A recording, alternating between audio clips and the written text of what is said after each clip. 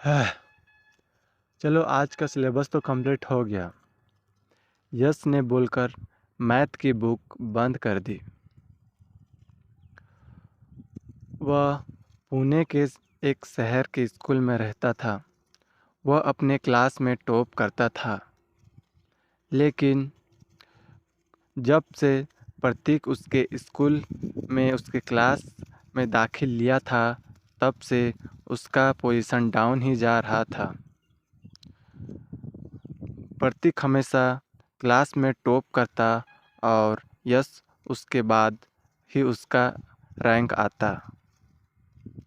यह देखकर यश को बहुत ज़्यादा गुस्सा आता और वह सारे प्रयास करता जिससे प्रतीक को पढ़ाई से दूर ले जाया जा सके, जिससे कि वह फर्स्ट आए। पर वह बहुत तरकीब अपनाने के बाद भी प्रतीक को हरा नहीं पाता था। प्रतीक, जो कि यश को अपना अच्छा मित्र मानता था, क्योंकि यश ने ही उसे दोस्ती का हाथ बढ़ाया था, लेकिन यश में उसकी चाल थी। उसने प्लान बनाया कि मैं किस तरह करके प्रतीक को पढ़ाई से दूर करूं। वह सारा दिन प्रतीक को सिर्फ खेलने के लिए बोलता और रात भर जग जग कर खुद पढ़ाई करता। पर यह करने के बाद भी प्रतीक अपना हौसला बनाए रखा और हमेशा फर्स्ट ही आया। इन्हीं सब के कारण यश इस बार भी चिंता कर रहा था कि वह किस तरह इस बार उसे हराए ताकि वह फर्स्ट आ सके। तभी उसके दिमाग में एक आइडिया आया। रात के 9 बजे प्रतीक को कॉल लगाया। भाई प्रतीक, क्या कर रहा है? कुछ नहीं भाई, बस पढ़ाई करने जा रहा हूँ। अच्छा, एक काम करना, तू मेरे घर में आ जा, हम लोग साथ बैठ के पढ़ेंगे। कल एग्ज़ाम है, आज दोनों कोई अपना डाउट भी सॉल्व कर लेंगे। अच्छा ठीक है, मैं आता हूँ। यह बोलकर प्रतीक यश के घर के लिए निकल गया। आधे घंटे बाद प्रतीक यश के घर पहुंचा। यश का दरवाज़ा 2 बार नॉक करने के बाद यश ने दरवाज़ा खोल दिया। यश ने प्रतीक से बोला, ठीक है भाई, अंदर आ जा। दोनों सीढ़ी चढ़ रहे हैं। प्रतीक यश से बोला, यार तू मेरी मैथ का सिलेबस कंप्लीट करा दे, मेरी बहुत सारी चैप्टर बची हुई है। यश, हाँ यार, वो तो करा दूंगा मैं, पर मेरी भी बची हुई है, देख। यह बोल के दोनों ऊपर बेडरूम में चले गए। कुछ देर पढ़ाई करने के बाद यश बोला, यार ये क्वेश्चन सॉल्व करते करते तो मेरा दिमाग फटा जा रहा है। चलो एक काम करते हैं, थोड़ी देर रेस्ट ले लेते हैं।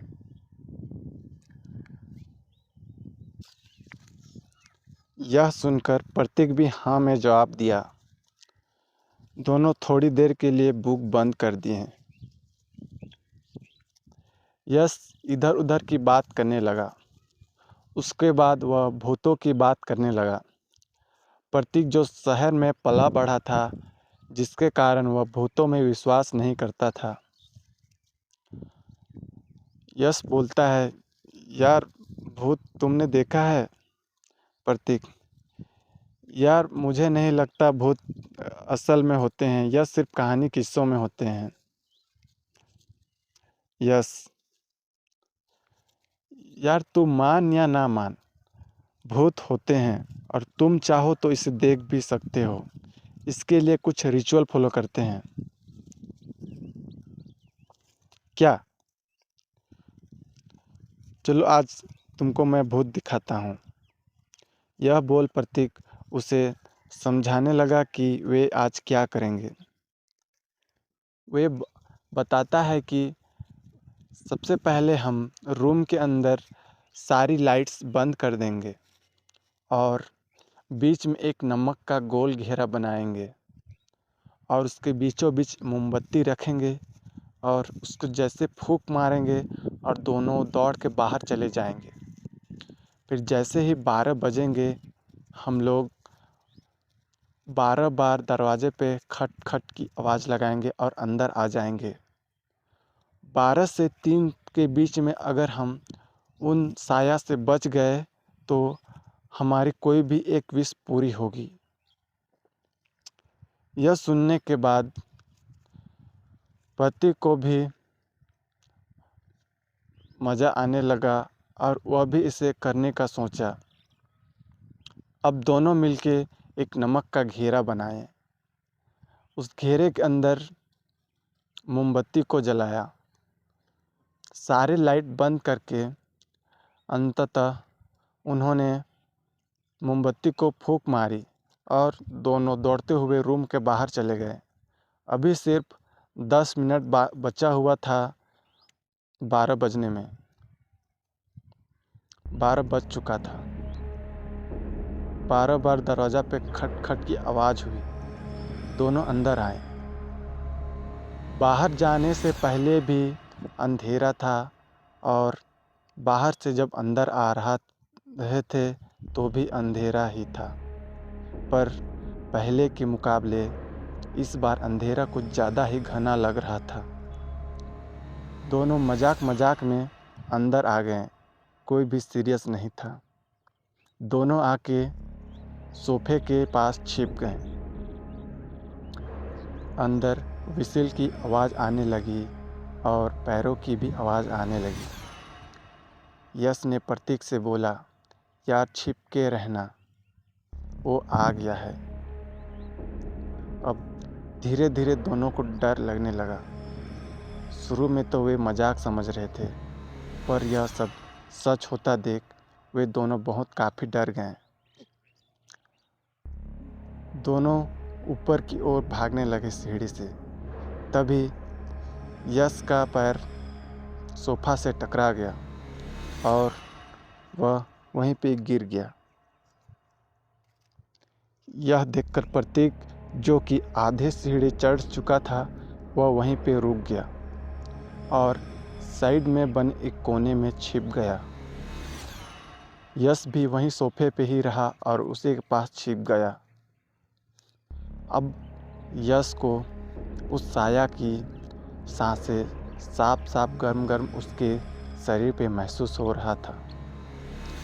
तभी प्रतीक को आइडिया आया और उसने एक चप्पल निकाल के स्टोर रूम में फेंक दिया। यह आवाज़ सुनकर वह साया उससे मुड़ा और स्टोर रूम की ओर जाने लगा। तभी दोनों मौका पाके चुपचाप से ऊपर अपने बेडरूम में चले गए। बेडरूम में जाने के बाद टाइम देखे तो पता चला 2:20 हो चुके थे। यश ने प्रतीक से बोला, यार हमें यह गेम जीतने में सिर्फ कुछ ही समय बचा हुआ है, तू क्या विश मांगेगा? प्रतीक बोला, मेरा पापा बहुत गरीब हैं और वह फर्नीचर का काम करते हैं, तो मैं चाहूँगा कि मुझे ढेर सारा पैसा मिले ताकि हम अच्छा ज़िंदगी जी सके। वैसे तू क्या मांगेगा? प्रतीक बोला, यार मेरे पास तो सब कुछ है, मैं क्या मांगूँ? हाँ, मैं इस बार फर्स्ट आना चाहूँगा। यह बोलकर दोनों शांत हो गए। अब साया की आवाज़ ऊपर आने लगा और विसिल की भी आवाज़ तेज़ी से बढ़ने लगा और वहीं पे स्टोर रूम में घुस गया वो साया। उसके बाद उनका ही कमरा था। वे दोनों सोचने लगे कि हम यहाँ से अभी बाहर निकल जाते हैं, क्योंकि वह साया ढूंढते ढूंढते हमारे पास तक ज़रूर पहुँच जाएगा। तभी वो दोनों दरवाज़ा खोले। तभी वो दोनों दरवाज़ा खोले। दोनों जल्दी से नीचे सीढ़ी की तरफ भागे। प्रतीक आगे था और यश उसके पीछे। तभी प्रतीक आधे सीढ़ी जाने के बाद देखा कि सीढ़ी में कुछ है। लाल लाल आंखें, उनसे खून टपक रहा था। वह वही चीज़ था जिनसे उन्हें छुपना था। यश की चीख निकल गई। वो पीछे मुड़ा भागने के लिए और उसका 4 कदम बाद प्रतीक खड़ा था। जैसे ही वो पीछे मुड़ा, ऊपर की ओर जाने लगा, पर यश उसके पीछे था। वह उसे धक्का दे दिया और उसे प्रतीक को वहाँ पे गिरा दिया और प्रतीक की ज़ोर ज़ोर से आवाज़ आने लगी। वह भागकर ऊपर अपने बेडरूम में जाके छिप गया और सोचने लगा कि वह ऐसा क्यों किया। वह खुद पे काफ़ी नाराज़ था कि वह ऐसा क्यों किया।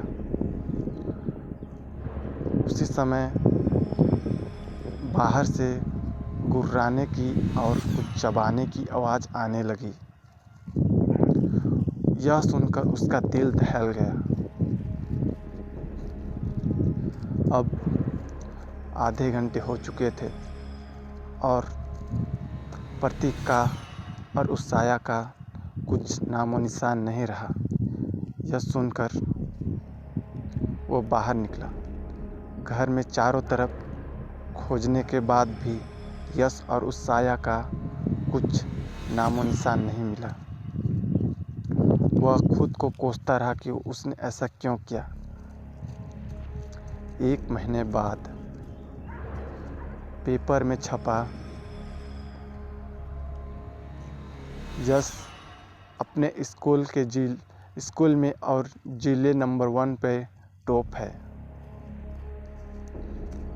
और दूसरी तरफ 1 महीना से प्रतीक का कुछ भी अता पता नहीं था।